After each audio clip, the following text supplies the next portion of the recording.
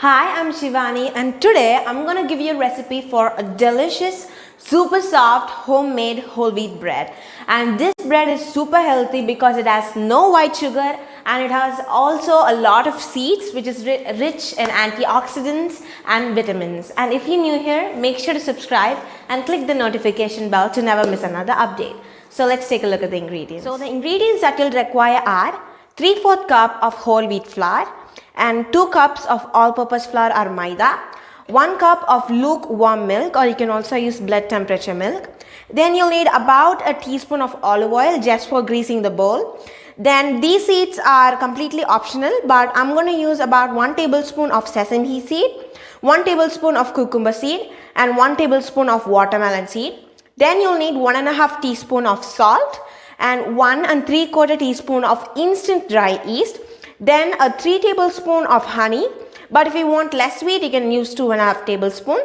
Then you'll need 3 tablespoon of melted unsalted butter. I'm going to combine our dry ingredients, starting with the whole wheat flour. And I'm using both all-purpose flour and whole wheat flour because if we only use whole wheat flour, I've tried this recipe with only whole wheat flour. What it does is that the bread does not rise as well and there is no air bubbles in the dough. So once it's baked, it's going to be very dense and so chewy. And I'm going to add all the seeds and the flours and the seeds. And now I'm going to give it a quick stir. Then I'm going to add in the salt. Because if we add the salt directly when there is instant dry yeast, what it does is that it deactivates the yeast and it also kills the yeast. And you can also use active dry yeast, and I'll say the instruction for that as we go. Now we are going to combine our wet ingredients. So here we have 1 cup of milk. To this I'm going to add in the honey. And this recipe is super healthy as it does not have any white sugar. But if you don't have honey in your home, you can definitely use white sugar. Then to this honey, what we're going to add is, we're just going to first mix this honey with the milk. And if you're using active dry yeast, what we're going to do is we're going to add dry yeast to the milk right now. And we're going to let it sit for about 10 minutes or until the yeast is nice and foamy. And once this honey is mixed, we're going to add in the melted butter and give it a quick stir. Now we're going to add the wet ingredients to our dry mix. Sometimes you might need a little extra wet ingredients, sometimes you might need a little less dry ingredients. So as soon as we are adding the wet into our dry, we are going to immediately give this a good stir and make sure all the flour is hydrated well. Then I'm just going to combine all of this. Then we are going to knead it afterwards for 10 minutes. Now as you can see, the wet ingredients is well mixed with the dry ingredients.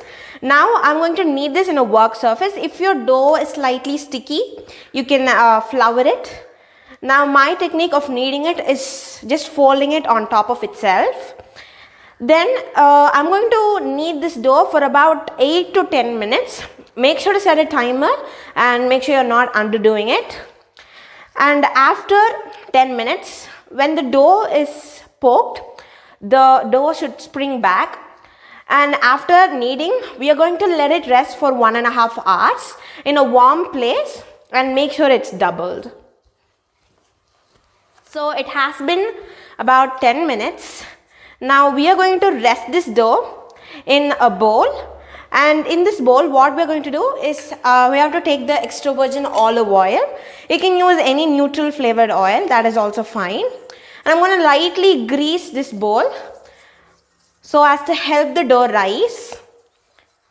And then I'm going to place the dough inside and grease on top of it as well.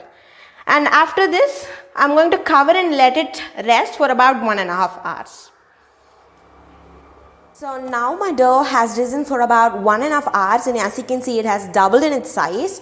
Now I'm just going to remove the plastic wrap and we're going to transfer this into a work surface. I've not greased it or floured it, but if it's slightly sticky, you can flour it as well. And I'm going to knead it for about 1 to 2 minutes just to make all of the air bubbles in the dough to depuff and deflate.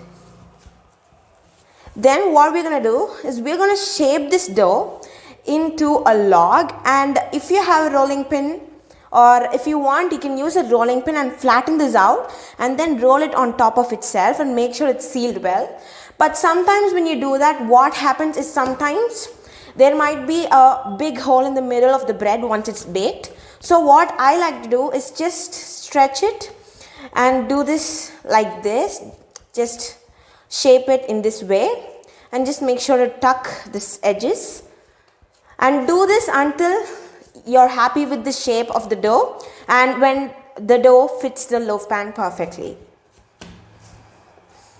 Now I've shaped my dough into a log. Now what we're going to do is we're going to grease our 8 by 5 inch loaf pan. You can also use a 9 by 5 inch or even a 7 by 5 inch. Then I'm just going to grease it with a little bit of extra virgin olive oil. And then we're going to place this dough inside the loaf pan and just make sure it fills the tin perfectly. And what we're going to do is we're going to second proof this dough for about 1.5 hours or until it looks double and fills the tin. So let's take a look after 1.5 hours. Now my dough has proofed for about 1.5 hours and it looks doubled and it has filled the loaf tin. Now what we're going to do is we are going to brush some extra virgin olive oil or any neutral flavored oil on top. You can also use melted butter. And then this goes into a preheated oven at 200 degrees Celsius or 400 degree Fahrenheit until the top looks nice and brown and the bread sounds hollow. And make sure to brush it really gently because we don't want to break any air bubbles that we have spent and made over the last couple of hours. So now my bread is out of the oven and I know it will look tempting, but please rest it for about 1 to 2 hours before slicing it. And while slicing it, try to use a knife like this. This is called a serrated knife, and you can also use this small one because this will make sure you get a perfect slice. And you can definitely skip the seeds, and this dough is completely customizable. You can add rolled oats or you can add flaxseed. And if you want, I completely recommend using seeds because it is rich in antioxidants and vitamins. And as you can see, there's a bit of seeds right here, but you won't taste it as much when you're eating the bread. And then if you want, you can switch the ratio of all-purpose flour as well as whole wheat flour by using about 3/4 cup of all-purpose flour and 2 cups of whole wheat flour. The texture might be a bit dense and not as fluffy, but it will still taste good. And if you like this video, please like, share to your friends and subscribe to our channel. And do not forget to follow me on Instagram at CVANI12. And until next time, bye.